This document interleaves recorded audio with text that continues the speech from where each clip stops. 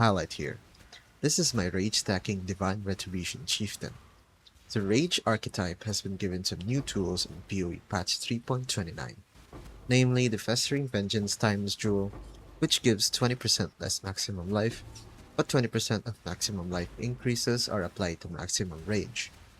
This is a completely new stat, which, when stacking both life and maximum rage, allows us to reach around 150 to 200 max rage.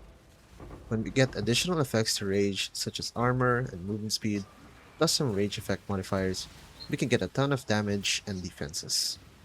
However, this 20% less maximum life is a noticeable downside. With the new vestigial item system, we can steal the Cage Mammoth's percent less damage taken per 5 rage, up to 30%, which is capped as long as we are above 150 rage, allowing us to almost completely ignore the downside, only about a 5 to 10% decrease in EHP. The obvious choice for this new scaling is of course Rage Vortex builds. However, with the Ravenous Passion Helmet, we can use our Rage to create a spell build instead. Divine Retribution is a retaliation skill, which was heavily buffed by the spell changes and Pact of Baydat, which gives a ton of damage and overlaps. Because it's a low cast rate spell, we don't need to refresh our pact often, and afflictions don't really affect the build that much. Since Divine Retribution is a Fist lightning spell, we can also make use of Unholy Trinity, which is an insane and underrated support gem, which gives this build up to 100% more damage. This is a multiple button playstyle as well as a retaliation build, so it is definitely not for 99% of players. But, as a result, the build pretty much deletes Ubers while being decently tanky, great screen wide cleared, assisted by Hinicore explosions. It's kind of a chill since you don't really need to aim anywhere. The core of the build is Ravenous Passion plus Foulborn Belly of the Beast, which gives a ton of percent life and maximum rage. I've corrupted it with plus 2 to socketed AoE gems to buff our Divine Retribution even more. Bear's Girdle is a decent option for more maximum rage, but I have a Mage Blood, so I'm gonna use it to solve my res, crit, and some more speed. For our gloves, we have a Duodris Tenure which gives us a ton of spell damage and has the Vestigial Implicit for less damage taken per rage. There are other gloves that you can use here, maybe more life, you can get Chaos Res or other stuff here, but this one gives the most damage, I think, so I just ended up using this. We have a plus 6 staff, and this is very close to best in slot. I opted with using a staff instead of one plus shield because it just has so much more damage potential, and the staff masteries are really good here. You have percent life here, and then Unholy Might, which I'll explain later. For our amulet, we have a replica Dragonfang's Flight, which is pretty much the second best until you get like a plus 4 crit multi focus amulet, which is like 200 divines. So that's like really far into upgrades. And then for the rares, you just have some decent rings. I have crit multi here. I'm getting increased mana regen on these rings because otherwise we don't really have a way to recover mana that well, and we do need a lot of it to cast our Divine Retribution. And I have Brittle on my boots, so we can get close to crit cap for bossing. For the flask, bottled phase is the best option here, but it's not that consistent since we don't really have a way to recover those charges. So I opted with a Stormblood since we need the rest of our damage to also apply to shock. So it's a really nice um increase to our shock effect. So it's not that far behind the bottle phase. If you want to craft a staff like this, there's like guides in YouTube, so for like similar stuff, so you can look into that. But it's just recombinating and then a bunch of Allflame slams. Like for example, this one is the Shaper Slam for crit multi if you have blocked recently. So yeah, just look into those guides. Some jank regarding Unholy Trinity.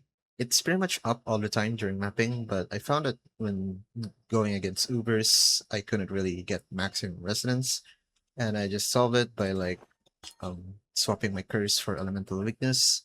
This will increase our lightning damage before we get maximum resonance, so so it can actually ramp up, and then once we have enough resonance, then basically Unholy Trinity will take care of everything. And the minus res is still kind of useful since we do have like 50% Fizz's Fire from Infernal Cry, so it's still actually contributing to our damage. Also one thing, the staff mastery Unholy Might unblock is converting the remaining 50% of our fizz to chaos, since there's like in it 50 fizz to lightning for divine retribution. And this will give us wither on hit, which with our insane number of hits per cast, it's like 25, 30 plus. This will give us like almost max wither all the time, so it's like a decent DPS increase compared to just like staying with fist damage. So yeah. One thing I should point out is that we don't have any chaos res. Using Forbidden Rite to ensure 100% Vengeful Cry uptime comes with some costs.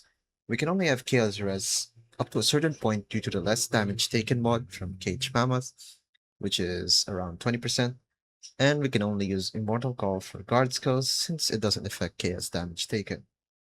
I ended up not using a guard skill since the build is like extremely socket starved, and I just wanted the consistency of like 6 endurance charges.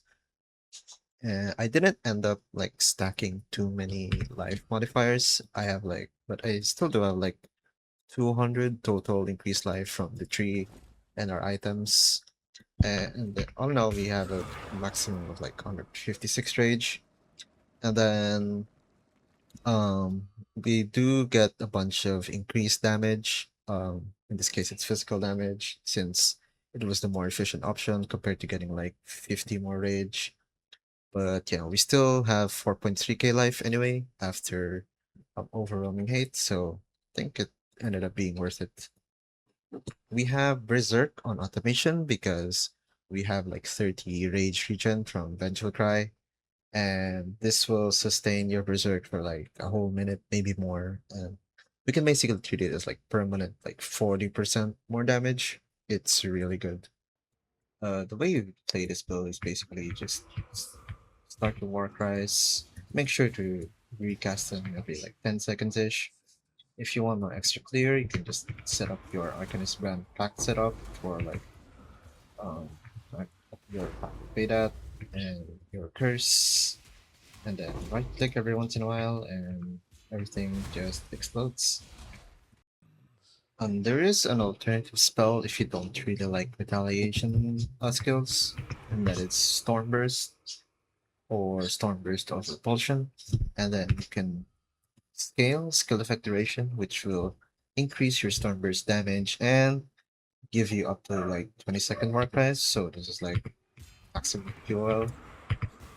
This is just like a quick swap from I did, so I don't really have cast speed or mana regen for this, but this is just like a quick demo um, of like how it would work. But I think it feels really good as well. Just needs some different problems to solve, basically. But yeah, the single target is not as great as Divine Retribution. But yeah, this is like a lot more comfier for most people, I would say. So yeah. Anyways, I hope you found the video concepts interesting, and thank you for watching.